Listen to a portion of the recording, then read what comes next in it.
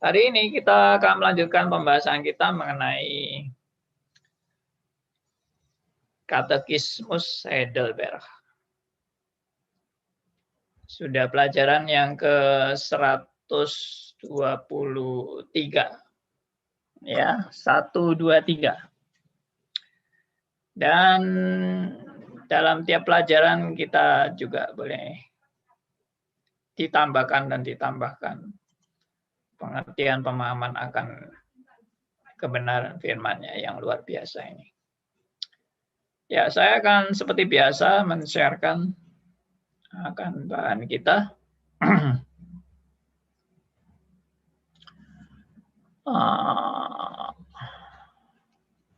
Mana ya? Sebentar.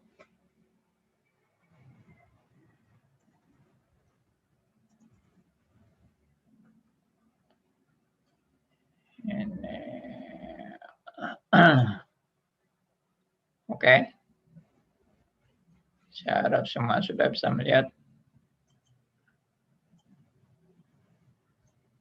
Kita sampai kepada pertanyaan 44. Dari Katekismus Heidelberg. Pertanyaan 44. Saya akan bacakan untuk saudara pertanyaan 44 dengan jawabannya. Mengapa ditambahkan kata-kata turun ke dalam kerajaan maut? Ya, saya ulangi, mengapa ditambahkan kata-kata turun ke dalam kerajaan maut? Ini sedang membahas mengenai pengakuan iman rasuli yang kita ucapkan setiap kali kita beribadah. Ada gereja-gereja yang setiap minggu mengucapkan pengakuan iman rasuli bersama-sama dalam ibadah. Ada gereja yang tidak. Tapi kenapa dicantumkan turun ke dalam kerajaan maut? Nah, ini penafsiran kerajaan maut ini pun bermacam-macam ya. Saya mau bahas dulu latar belakang pemahaman kerajaan maut. Jadi yang dimaksud kerajaan maut ini apa sih? Apakah ini sama dengan neraka? Apakah ini hanya tempat penantian? Apakah di kerajaan maut ini juga Tuhan Yesus disiksa? Apakah dalam kerajaan maut ini Tuhan Yesus juga mengalami penderitaan? Ya, atau apa ini maksudnya kerajaan maut? Apakah yang seperti di surat Petrus itu bahwa Tuhan Yesus turun ke dalam kerajaan maut untuk mengabarkan Injil di sana? Ya. Nah, ini semua adalah pertanyaan-pertanyaan yang seringkali orang Kristen sendiri bingung jawabannya yang benar yang mana. Karena banyak tafsiran tentang kerajaan maut. Tapi saya tidak akan mengajak saudara untuk bingung dengan kalimat yang pendek ini, turun ke dalam kerajaan maut. Karena saya akan mengajak saudara untuk melihat esensi yang paling mendasar, apa makna di balik kalimat turun ke dalam kerajaan maut dan apa misinya. Misinya itu apa? Ya, makna dan misinya. Kalau kita tidak mengerti ini ya kita tetap nggak memahami yang dimaksud dengan kerajaan maut itu apa. Nah, saya akan mengkaitkan ya turun ke dalam kerajaan maut ini sebagai satu hal yang justru paling inti dalam misi kedatangan Kristus ke dunia. Ya, saya ulangi ya. Jadi turun ke dalam kerajaan maut ini justru hal yang paling inti dalam misi kedatangan Kristus ke dunia. Nah, jadi bukan ini sekedar ditambahkan ya sebetulnya, tapi ini justru pusat. Kalau saya berani katakan, ini adalah pusat daripada seluruh kehidupan misi kedatangan Kristus di dunia ini. Pusat. Intinya lah, boleh dikatakan itu. Intinya, esensinya, pusatnya. Itu. Jadi, kalau begitu apa itu intinya? Ya. Nah, mari kita lihat satu ayat yang sudah sangat terkenal atau justru banyak yang kurang perhatian, yaitu dari 1 Korintus 15 ayat 26. Ya. 1 Korintus 15 ayat 26. Sebentar, saya akan sharekan.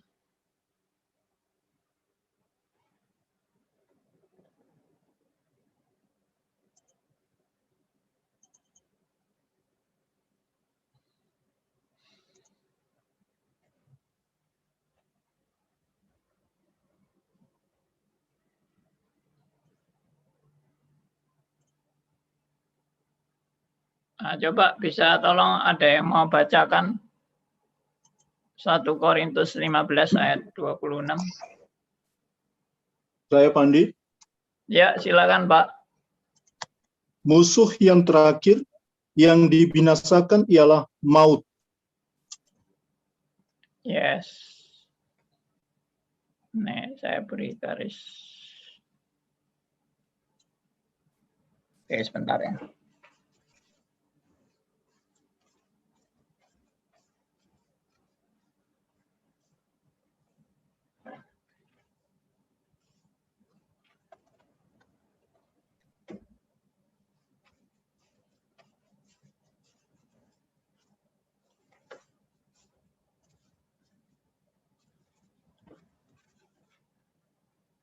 Ya, musuh yang terakhir yang dibinasakan ialah maut.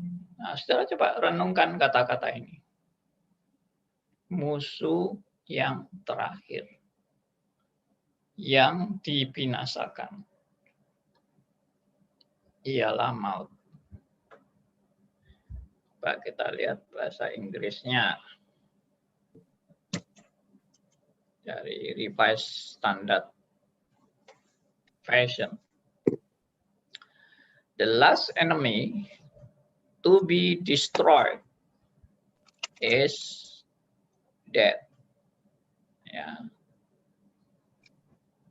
The last enemy, ya, musuh terakhir, musuh yang paling akhir, yang dibinasakan ialah maut.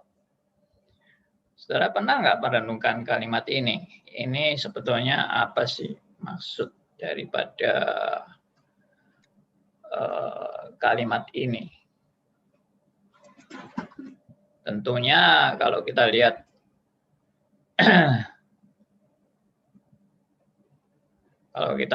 di dalam keseluruhan Alkitab, Tuhan Yesus tuh punya banyak musuh. Berapa sih musuhnya Tuhan Yesus itu? Nah, saya pernah memikirkan kalimat ini ya. Kenapa kok tidak disebut musuh yang terakhir yang dibinasakan ialah iblis?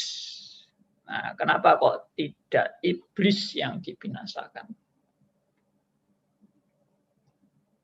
Kenapa? Ya, coba mungkin ada yang mau kasih jawaban. Sebetulnya kan musuhnya Tuhan Yesus itu kan iblis. Tapi kenapa kok malah musuh yang terakhir yang dibinasakan ialah maut, bukan iblis? Saya pikir apa enggak keliru ayat ini? Kenapa kok tidak ditulis iblis? Kenapa kok malah maut? Nah, coba ini saya buat forum diskusi aja. Siapa yang mau jawab tentang kenapa kok bukan iblis, tapi kenapa kok ini yang ditulis ini adalah maut. Musuh yang terakhir adalah maut. Ada yang mau tanggapan? Kasih tanggapan? Iya, Pak. Silakan Pak Aryo. Maut itu yang memisahkan kita dari Allah, mungkin yang lebih berat pada iblis. Oke. Maut itu yang memisahkan kita dari Allah. Karena itu lebih berat daripada iblis. Oke, good. Ada pandangan lain yang menambahkan?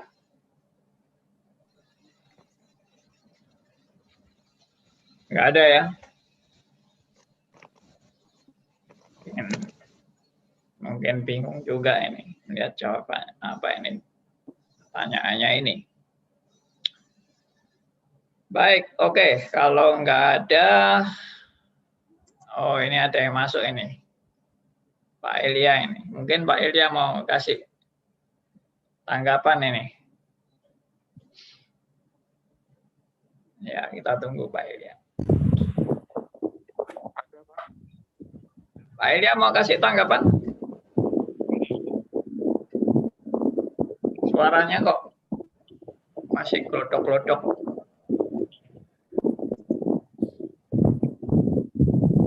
Oh, belum ini. Karena saya tadi di radio streaming, jadi saya harus bunuh dulu radionya, Pak. Oh, ya sudah dibunuh ya Pak ya? Sudah di-off-kan, Pak. Karena musuh Allah dalam kekekalan adalah maut. Jadi maut itu harus diselesaikan dengan kekekalannya dia. Apa kok musuhnya adalah maut?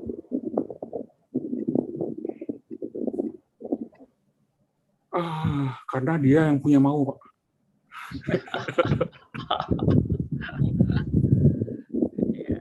Oke. Baik. Kenapa kok enggak iblis?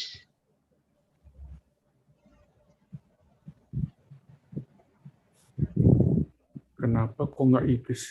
Kenapa musuhnya nggak iblis gitu ya? Karena iblis itu bukan musuh, bukan musuhnya Allah. Nggak ada yang bisa menyamai Allah. Oke. Yes.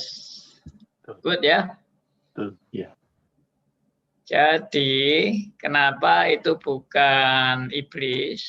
Karena iblis itu bukan musuhnya Allah. Iblis itu bagi Allah itu kecil, nggak ada apa-apanya. Ya, sekali pencet, habis. Ya, saudara jangan pikir sekali lagi antara iblis dengan Allah itu seperti yin dan yang dua kuasa yang hebat dan saling mau bersaing, adu kekuatan.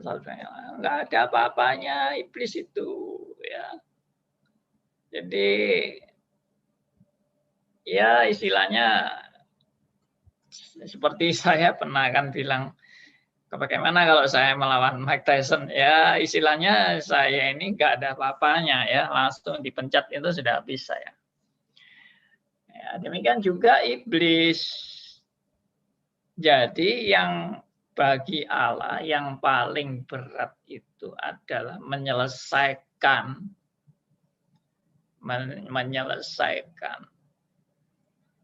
masalah yang terbesar bagi umat manusia dalam hubungannya dengan Allah. Ya, masalah yang terbesar bagi manusia dalam hubungannya dengan Allah itu adalah maut, M-A-U-T, maut. Ya, karena maut ini sebetulnya musuh itu kasih tanda petik ya. Karena maut itu kan bukan pribadi. Maut itu bukan pribadi, bukan oknum. Ya. Maut itu adalah sebenarnya adalah keadaan mati rohani. Maut itu. Maut itu terpisah dari Allah. Maut itu adalah hukuman. Hukuman akibat pemberontakan manusia kepada Allah yang dilakukan oleh Adam dan Hawa. Jadi maut itu juga adalah, karena tadi saya bilang adalah hukuman atau akibat pemberontakan manusia kepada Allah. Jadi maut itu sebetulnya tuntutan keadilan Allah. Ya, di mana Allah menyatakan hukumnya, kalau kamu makan buah ini, kamu akan mati. Ya, pada saat kamu makan buah ini, kamu akan mati. Itulah tuntutan keadilan Allah bahwa yang bersalah harus dihukum. Makanya dalam pembahasan mengenai penebusan Kristus, Kristus itu menebus, membayar hutang yang harus dibayar oleh manusia yang tidak mampu bayar hutang. Ya, dan pembayarannya itu bukan pembayaran kepada setan. Karena ada yang menggambarkan kita ini ditawan setan dan Tuhan mau menebus kita dari setan. Jadi istilahnya tawar-menawar dengan setan. Lalu Tuhan akhirnya membayar itu dengan darahnya yang mahal kepada setan. Nah, ini semua salah besar. Seolah-olah apa itu ya, ada bargaining antara Allah dengan iblis untuk mengambil kembali manusia yang sudah ditawan oleh iblis. Sehingga ya Allah mesti bayar kepada iblis. Oh, itu sama sekali salah. Seolah-olah iblis itu punya kuasa hebat sehingga iblis itu bisa menuntut Allah untuk bayar. Dan bayarnya pakai darah anak yang tunggal lagi. Luar biasa sekali bayarnya kepada iblis itu. Berarti iblis itu kan dapat, istilahnya dapat keuntungan yang amat sangat luar biasa. Enggak, itu salah besar. Itu logika yang salah yang mungkin dari manusia yang pikir kayak dagangan itu. Allah dan iblis itu kayak berdagang dan bikin nego-nego untuk menyelesaikan masalah hutangnya. Dan hutangnya itu sampai mengorbankan anak itu, luar biasa sekali itu. Bayarnya mahal sekali. Tidak. Jadi kalau begitu bayarnya itu kepada siapa? Bayarnya itu memenuhi tuntutan keadilan Allah. Itu bayarnya. Tuhan Yesus itu membayar itu untuk memenuhi tuntutan keadilan Allah. Ada yang pakai istilah memuaskan tuntutan keadilan Allah. Ya, apapun lah istilahnya, menurut saya kata-kata memuaskan itu kadang-kadang bisa keliru juga, seolah-olah Allah itu mau cari kepuasan aja. Ya, akan Allah itu kan bukan cari kepuasan. Allah itu adalah Allah yang adil, Allah yang suci, Allah yang kasih, dan Allah yang punya tuntutan sesuai dengan keadilan daripada Allah. Nah, keadilannya itu adalah kamu akibat dosa kamu terkutuk atau di bawah kutuk maut, dan untuk bisa dibebaskan dari kutuk maut harus ada yang melunaskan itu dengan maut. Utang maut harus dibayar dengan maut. Maka maut itu memang tanda petik meskipun bukan oknum, tapi maut itu, akibat maut itu yang memisahkan manusia dengan Allah. Dan itu sebagai suatu hal yang amat dahsyat. Ya, suatu hal yang amat dahsyat, dan itu yang harus dialami oleh Kristus. Dan saking dahsyatnya sampai Tuhan Yesus bergumul di Taman Getsemani. Ini semua sudah saya bahas di topik Getsemani. Saudara bisa lihat di playlistnya Stris Ngagel dengan judul Getsemani. Saya kalau tidak salah bahas sampai 6 sesi, kalau nggak salah ya, 6 sesi tentang Getsemani. Oke, jadi benar bahwa turun ke dalam kerajaan maut itu adalah hal yang paling sentral dalam misi kedatangan Kristus untuk membayar hutang manusia yang tak terbayarkan, yaitu maut.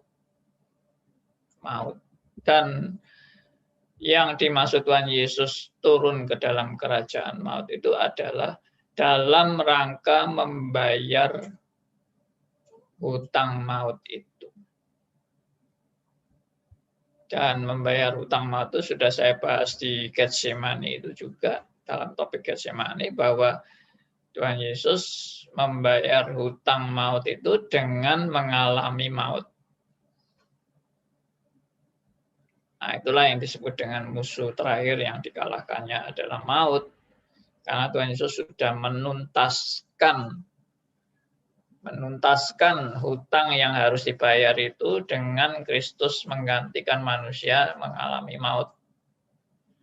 Dengan Kristus mengalami, kapan Kristus mengalami maut? Bukan turun ke neraka, ya, terus disiksa di neraka, tidak. Itu sudah saya bahas semua juga di Getsemani. Jadi Tuhan Yesus turun ke dalam kerajaan maut itu artinya Tuhan Yesus mengalami maut, dan artinya mengalami maut adalah terpisah dari Allah. Dan Tuhan Yesus terpisah dari Allah dengan menyatakan Eli, Eli, lama sabachthani. Ini semua sudah diselesaikan secara tuntas oleh Kristus. Karena itu dikatakan musuh yang terakhir yang dikalahkannya adalah maut. Sudah beres, sudah dikalahkan. Dan artinya saudara dan saya sudah tidak terkutuk. Ya, saudara dan saya sudah dibebaskan dari kutuk maut. Sudah dibebaskan dari kutuk maut. Meskipun kita masih mengalami penderitaan di dunia ini, bisa mengalami musibah, mengalami sakit penyakit, mengalami kejahatan, ya, orang-orang yang berbuat jahat pada kita masih bisa mengalami itu, dan bahkan bisa mengalami kematian. Tetapi kita sudah dibebaskan dari kutuk maut. Puji Tuhan. Ya, karena itulah topik mengenai pengakuan iman rasuli tentang turun ke dalam kerajaan maut itu tidak bisa dihapus itu. Itu harus. Dan turun ke dalam kerajaan maut itu bukan pada waktu Tuhan Yesus mati secara fisik. Salah besar. Ya, sekali lagi kalau saudara mau belajar ini, silakan belajar di topik Getsemani di playlistnya Stris Ngagel, Stris ya, STRIS, Sekolah Teologi Reform Injilis Surabaya Ngagel. Dengan topik Getsemani ada kurang lebih kalau tidak salah 6 sesi saya bahas. Oke. Ya, jawabannya supaya dalam godaan-godaan yang paling sengit sekalipun aku mendapat keyakinan dan hiburan yang sungguh-sungguh bahwa Tuhanku Yesus Kristus telah melepaskan aku dari ketakutan dan kesakitan neraka. Artinya ya jaminan kita tidak akan dihukum dalam neraka. Ya, Tuhan Yesus sudah menyelesaikan ya, sampai menuntaskan hutang turun ke dalam kerajaan maut. Agar saudara dan saya itu dibebaskan dari hukuman maut di neraka. Jadi ya puji Tuhan, saudara dan saya sudah dijamin keselamatannya. Ya, sekali lagi ini menyebabkan saudara dan saya bersyukur kepada Allah atas anugerahnya yang luar biasa. Maka reaksi orang yang sudah ditebus oleh Kristus seperti ini bukan lalu hidup enak-enak, hidup sembarangan, hidup berkanjang dalam dosa, tidak. Dia akan penuh dengan pengucapan syukur, dia penuh dengan rasa terima kasih kepada Tuhan yang luar biasa dan ingin berbuat yang terbaik untuk memuliakan nama Tuhan sebagai rasa hutang yang tak terbayarkan dalam hidupnya. Wujud rasa hutang yang tak terbayarkan. Nah, itulah sebetulnya gambaran daripada saudara dan saya yang sudah dibebaskan dari maut. Tapi orang yang dibebaskan dari maut masih harus menjalani tanda petik hidup yang menderita di dunia ini. Ya, karena ada orang yang menekankan satu sisi, waduh dalam Kristus senang terus selamanya, bahagia, tidak ada penderitaan, tidak ada kesusahan, tidak ada masalah hidup, senang terus, ya, enak terus, nyaman terus. Nah, ada yang sisi seperti itu. Tapi kalau kita mau teliti, Alkitab mengatakan juga ada sisi yang lain, yaitu sisi penderitaan, sisi hidup yang penuh dengan tantangan, kesulitan, masalah, problema, dan sebagainya. Nah, ini saya dulu juga salah ini di sini. Saya dulu waktu pertama kali bertobat jadi Kristen, wah, pokoknya jadi Kristen tuh, wah hidupnya pokoknya enak. Ya, senang terus, nikmat terus, puji-pujian terus dalam Tuhan, ya. Ya, pokoknya gembira teruslah. Tidak ada susah, tidak boleh susah justru. Jangan susah, jangan Anda menderita dan sebagainya. Oh, itu jauh dari hidup Anda. Tidak ada lagi dalam Kristus, tidak ada kesusahan, tidak ada penderitaan. Kita akan bahagia, kita akan senang, kita sukacita, kita memuji-muji Tuhan terus. Nah, itu saya dulu. Lalu tiap kali menghadapi penderitaan atau menghadapi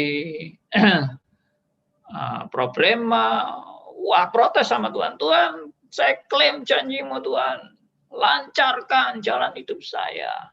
Ya, kan Tuhan janji anak-anak Tuhan tuh tidak akan mengalami problema hidup, tidak akan mengalami masalah hidup, tidak akan mengalami musibah. Tuhan akan menolong, Tuhan melancarkan.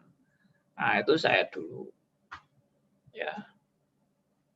Tapi kok saya lihat hidup saya ini makin lama makin ikut Tuhan tuh nggak makin gampang dan tidak makin lancar dan tidak semuanya indah. Ternyata kok tambah lama tambah banyak masalah, tambah banyak problema, tambah banyak tantangan, kesulitan, godaan dan sebagainya yang jelas-jelas itu menghambat. Saya merasa itu suatu hambatan untuk kita bisa hidup nyaman itu tadi. Saya protes sama Tuhan. Kenapa Tuhan? Kenapa seperti ini? Kenapa? Apakah saya yang salah? Apakah saya kurang berkenan di hadapan-Mu? Apa saya kurang hidup suci? Apa saya harus istilahnya doa, puasa, apa segala macam. Pokoknya saya bertanya-tanya kenapa Tuhan? Kenapa ada masalah? Kenapa ada problema? Karena konsep saya adalah masalah-masalah itu adalah dari setan dan Tuhan tidak ingin kita ada masalah hidup. Tuhan ingin kita itu hidup tuh senang terus, nyaman terus, lancar terus, enak terus. Nah, ini kesalahan utama. Ternyata tidak ya. Tuhan itu menyelamatkan kita itu justru menyelamatkan seutuhnya. Seutuhnya itu apa artinya? Seutuhnya itu artinya Tuhan itu juga menggembleng saudara dan saya. Bukan cuma hore, bersenang-senang, bergembira. Saya sudah dibebaskan dari maut. Haleluya, puji Tuhan. Mari memuji-muji Dia. Mari kita bersorak-sorak. Mari kita bersenang-senang. Ya, hidup semua masalah akan dilenyapkan. Kita hidup lancar-lancar. Hidup serba menyenangkan. Enggak, malah Tuhan tuh mau mendidik saudara dan saya mengalami penderitaan demi penderitaan demi penderitaan. Loh, kenapa kok begitu? Nah, itu.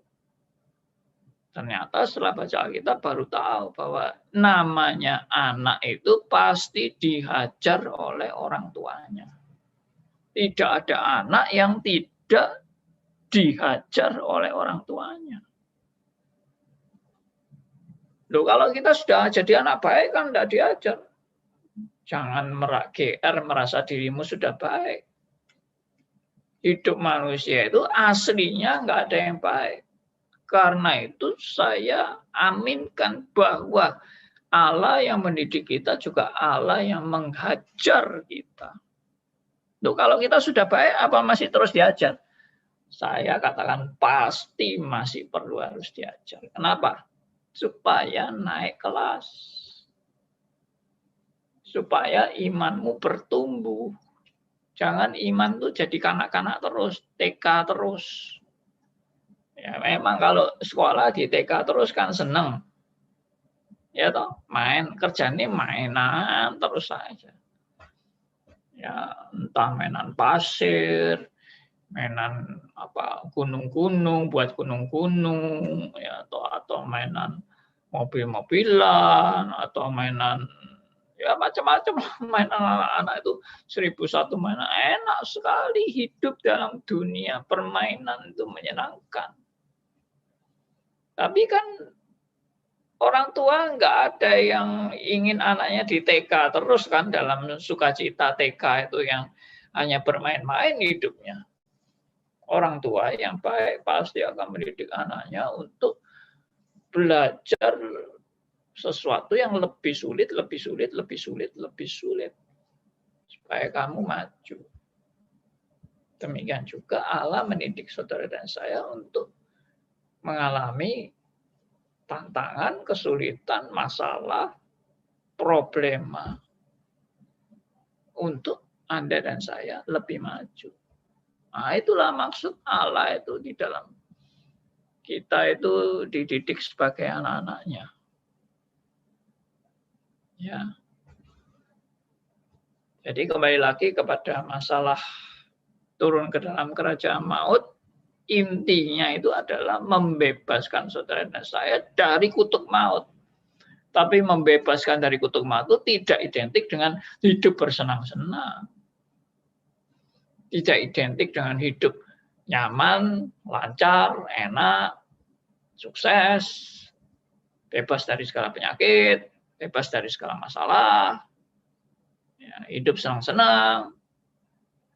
Nah, itu tidak benar itu.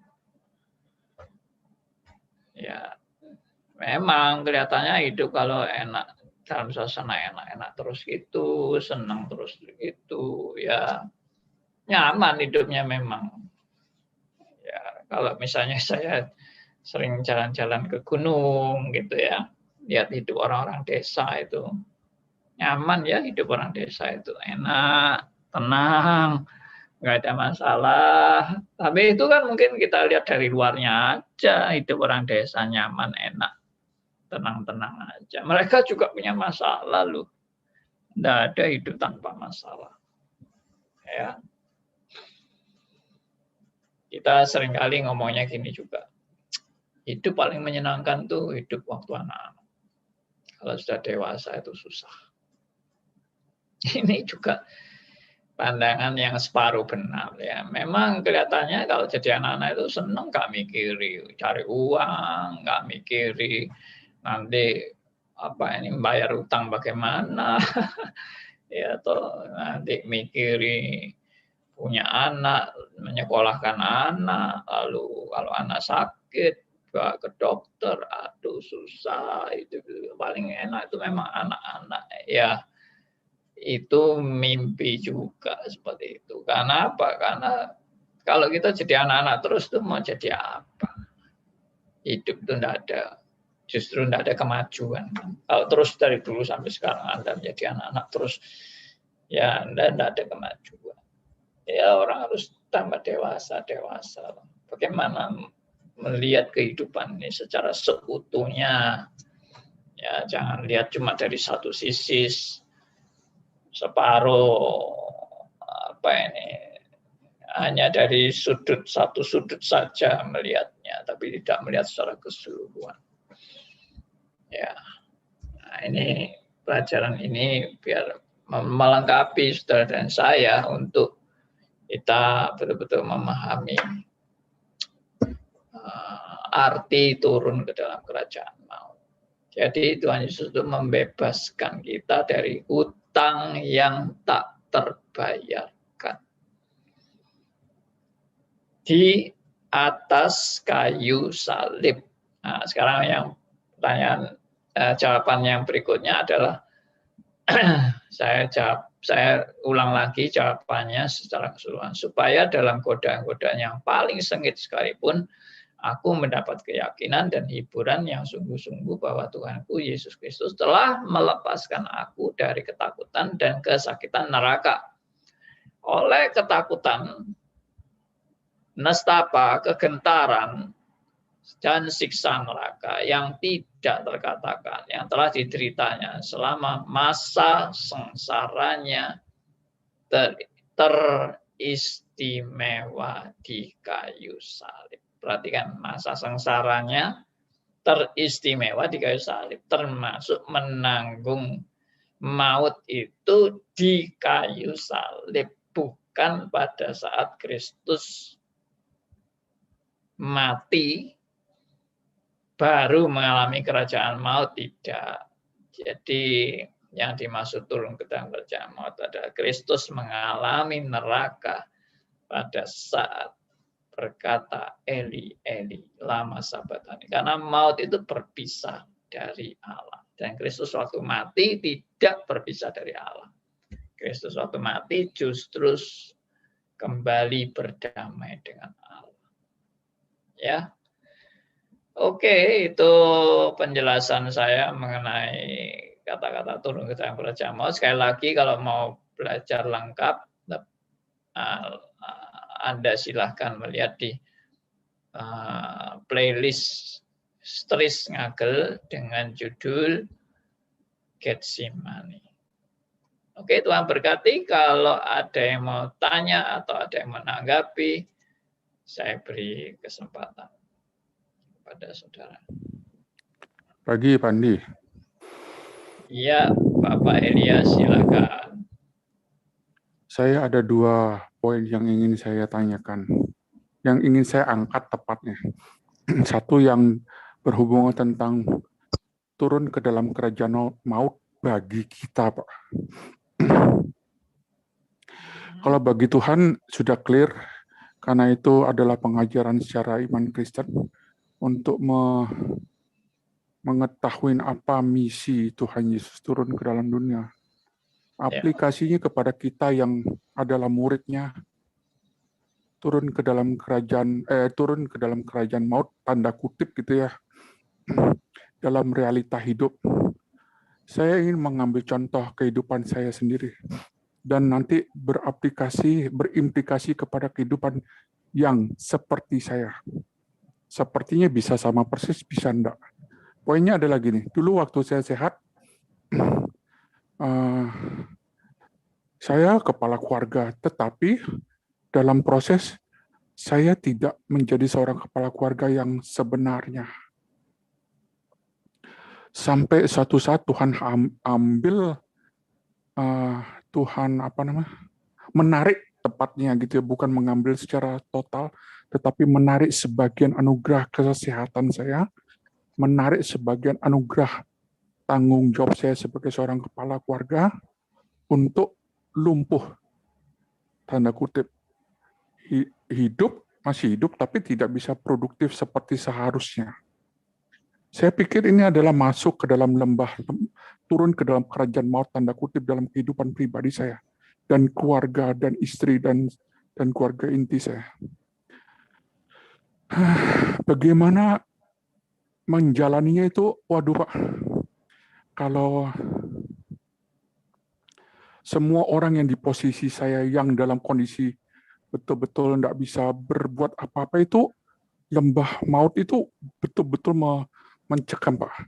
Rasa tidak produktif, rasa tidak berguna, rasa sendiri, rasa bla bla bla itu turun ke dalam kerajaan maut, betul-betul turun Pak. Saya mengaplikasikan. Saya menarik kepada yang bukan saya.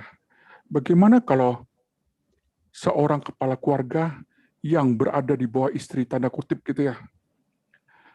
Karena saya sempat mengikuti sebuah perjalanan kehidupan sahabat saya. Dia ada di grup yang saya bentuk. Dia waktu masih utuh,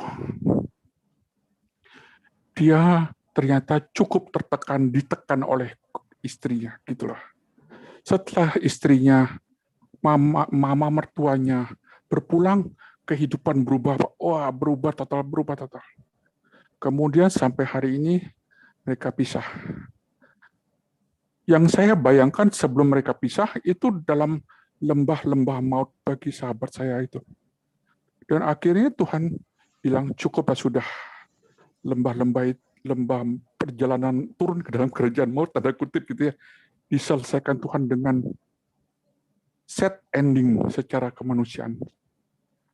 Nah, bagaimana mengimplikasikan kita yang sebagai lelaki untuk menjalani lembah-lembah turun di dalam kerajaan maut, dalam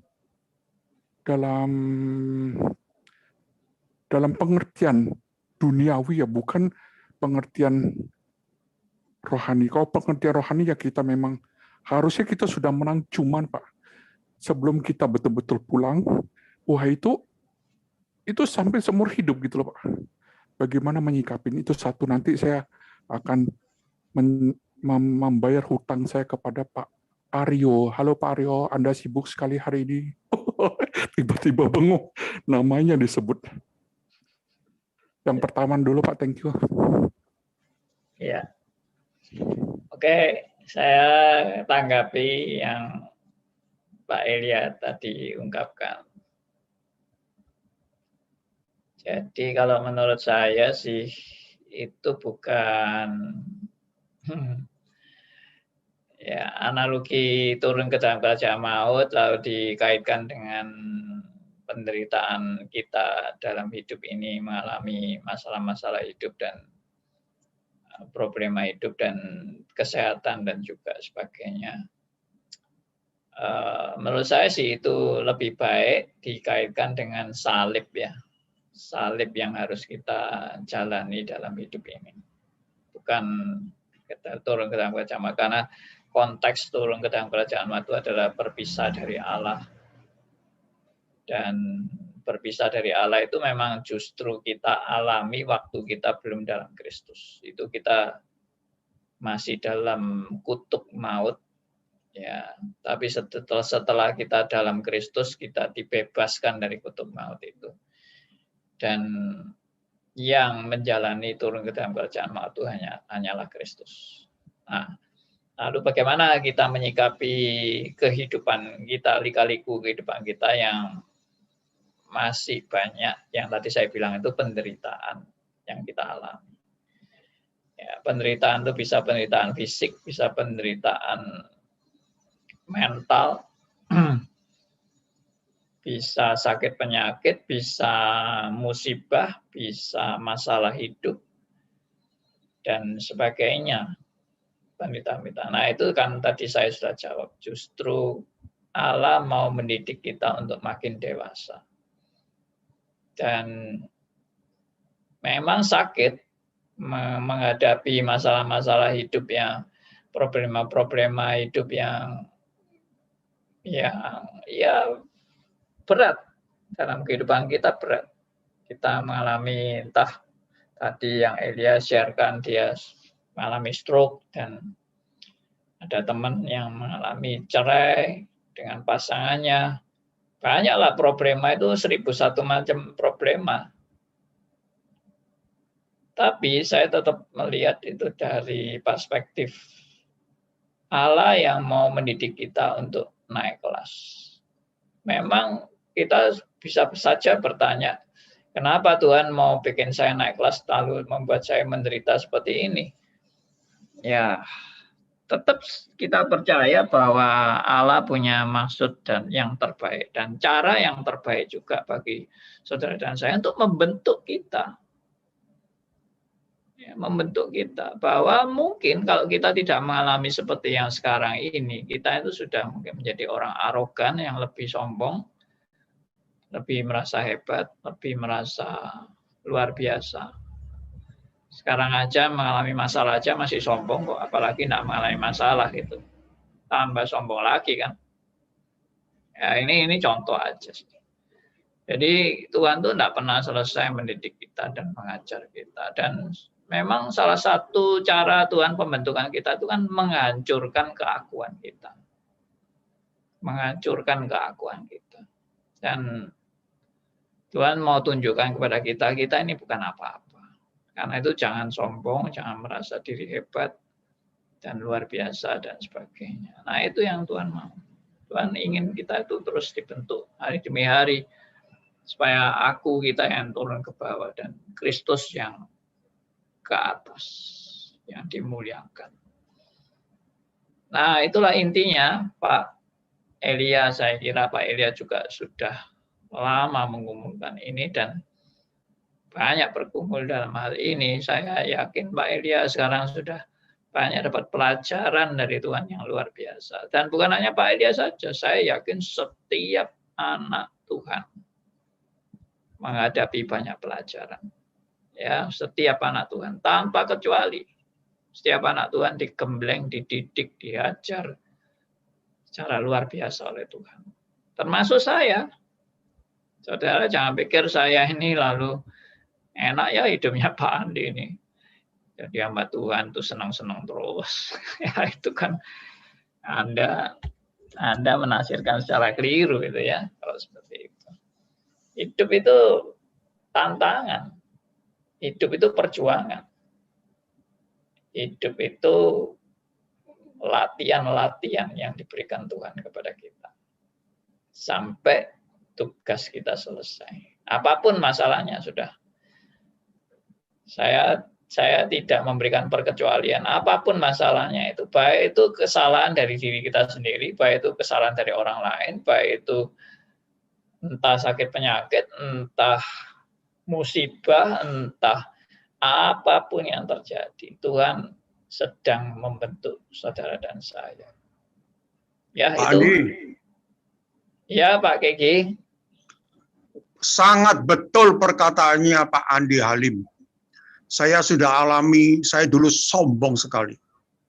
Merasa pinter cari uang.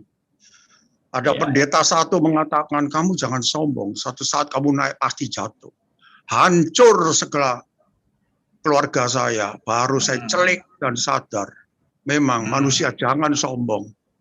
Betul Pak Andi Halim. Ya, puji Tuhan. Kita kalau mengalami didikan Tuhan tuh malah kita bersyukur ya. Yang paling berbahaya itu kalau orang tidak pernah merasa tidak pernah dihajar Tuhan. Lalu tambah hidup enak-enak, tambah hidup lancar-lancar, senang-senang. Ya itu malah tambah bahaya. Ya. Oke, Pak Elia. Oh ya.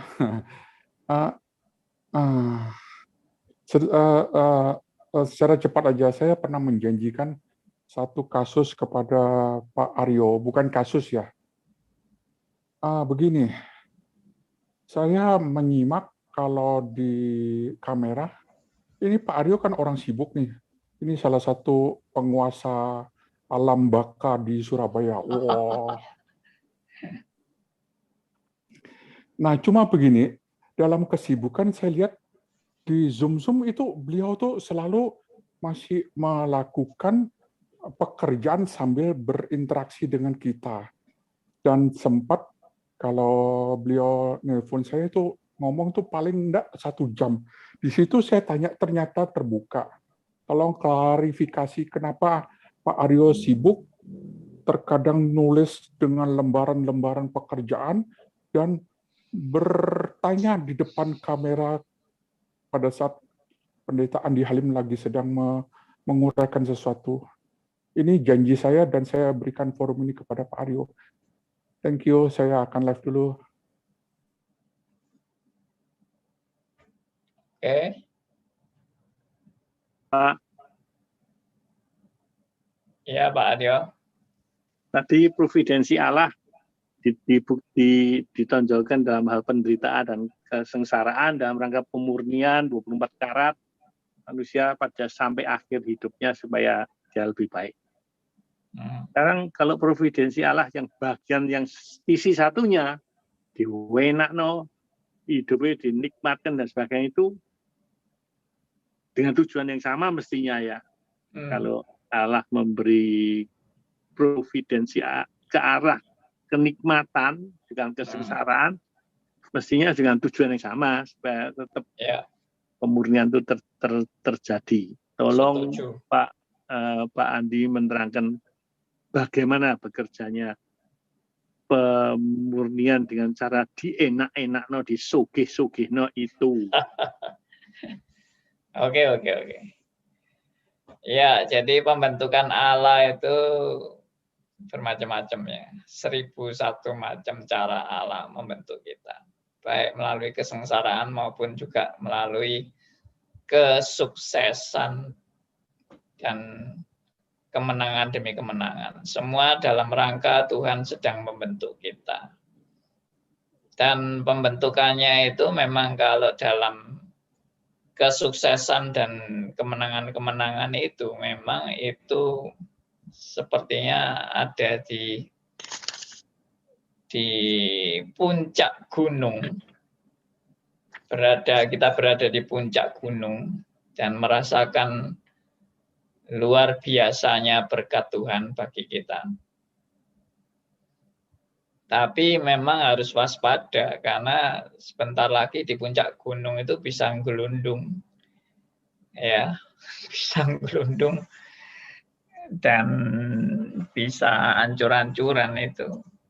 Kalau kita tidak menyadari bahwa itu benar-benar adalah anugerah Tuhan. Ya, apapun yang kita alami. Kadang-kadang ya, bukan kadang-kadang, memang Tuhan seringkali pakai pola-pola entah penderitaan, entah kemenangan, entah kesuksesan, entah keberhasilan dan sebagainya itu juga dalam rangka mendidik kita semua untuk sadar bahwa semua ini adalah anugerah Tuhan semata-mata. Ini bukan kehebatan saya, bukan kemampuan saya, kembali lagi semua karena anugerahnya. Jadi seperti Salomo misalnya. Salomo itu mengalami kesuksesan luar biasa pada awal-awalnya. Dan hikmat Tuhan yang luar biasa waktu dia jadi pemimpin yang sangat bijaksana. Tapi kemudian kan mulai menggelundung itu ke bawah, di mana dia mulai kompromi-kompromi dengan istri-istri yang begitu banyak. Dan kompromi dengan penyembahan-penyembahan kepada berhala-berhala. Nah, itu mulai. Akhirnya tertulis semua di pengkhotbah bahwa semua itu sia-sia belaka. Baik kesuksesan, ya, kenikmatan, kemenangan, kebesaran, kekayaan, semua itu kalau tidak bersama dengan Tuhan tidak ada gunanya sama sekali. Amin. Nah, lalu bahkan semua itu dikatakan semua ada waktunya. Wah, itu kan hikmat yang sangat luar biasa. Ada waktunya sukses, ada waktunya gagal, ada waktunya hidup, ada waktunya mati. Ada waktu muda, ada waktu tua. Jadi saya ini sekarang juga sudah menjelang tua ini, saya juga menyadari ya, hidup itu cuma bergulir gitu aja. Kalau enggak kita isi dengan hal yang bermakna dan bernilai, buat apa hidup itu? Kalau cuma bergulir gitu aja.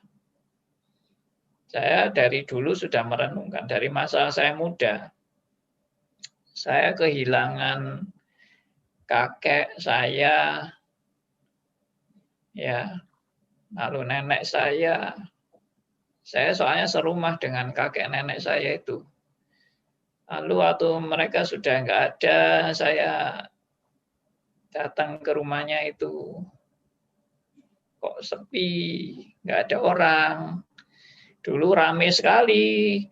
Waktu kakek nenek saya masih ada itu, wah semua saudara-saudara kumpul, ya begitu senang gitu. Sekarang nggak ada, jadi sepi. Saya renungkan itu waktu saya masih muda sekali itu. Hidup itu ya kok seperti ini ya.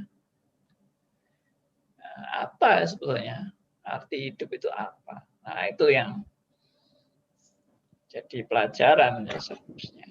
Dan sekarang saya ini sudah tua ini, saya ngelihat anak-anak muda.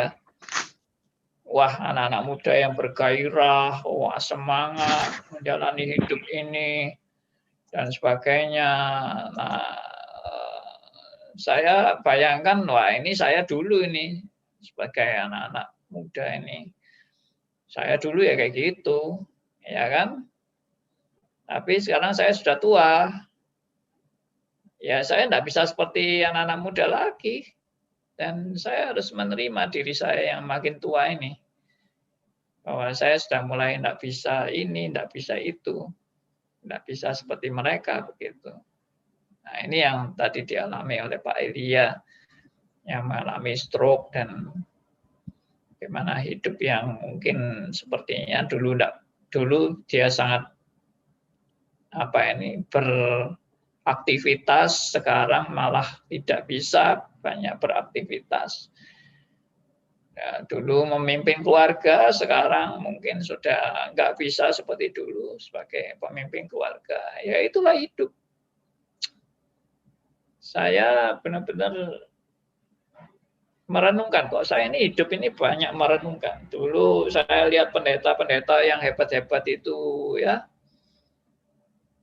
pernah saya berbincang-bincang dengan pendeta senior itu yang membaptis saya itu ya. Baru dia akhirnya mengalami stroke. Waktu stroke itu dia share sama saya, dia sedih. Dulu dia pengkhotbah hebat, pengkhotbah besar ya di Surabaya ini. Dia sedih, dia mau khotbah tapi sudah tidak bisa. Ya, saya juga ikut sedih waktu itu. Saya masih muda itu. Waktu itu masih umur berapa ya? 25 atau 26. Ya, saya melihat beliau yang stroke ini, ya saya juga ikut sedih ya. Dulu beliau ini bisa, wah hebat gitu, pengkhotbah hebat, sering bawakan KKR dan sebagainya. Sekarang dia nangis, dia sudah nggak bisa lagi khotbah. Ya itulah hidup. Dan kita harus siap menjalani seperti itu ya. Kita harus siap. Kita jangan lupa bahwa hidup itu ya memang seperti itu. Dan Tuhan sedang mendidik dan menghajar kita melalui semua peristiwa. Sampai kita mungkin suatu saat sudah sama sekali tidak berdaya, tinggal detik-detik terakhir dalam nafas kita, kita tetap harus ingat satu hal, bahwa karya Tuhan yang terbesar dalam hidupku itu adalah maut.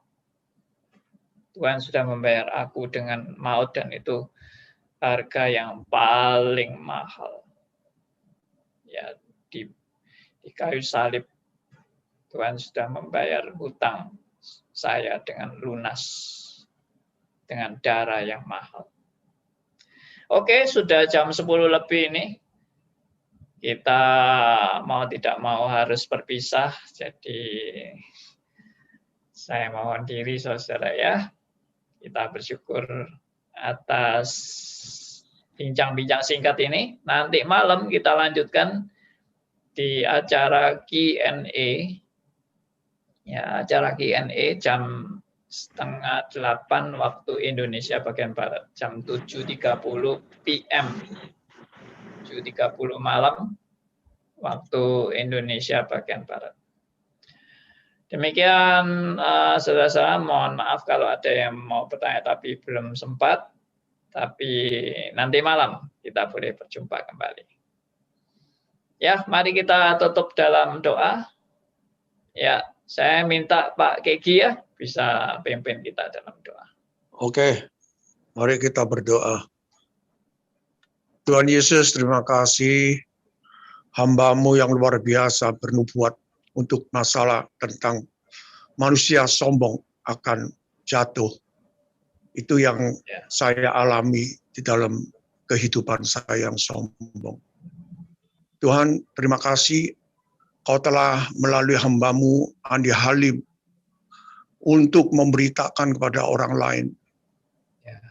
Manusia hidup adalah segala sesuatu ada waktunya. Memang kita diuji dengan Tuhan sampai di mana saja.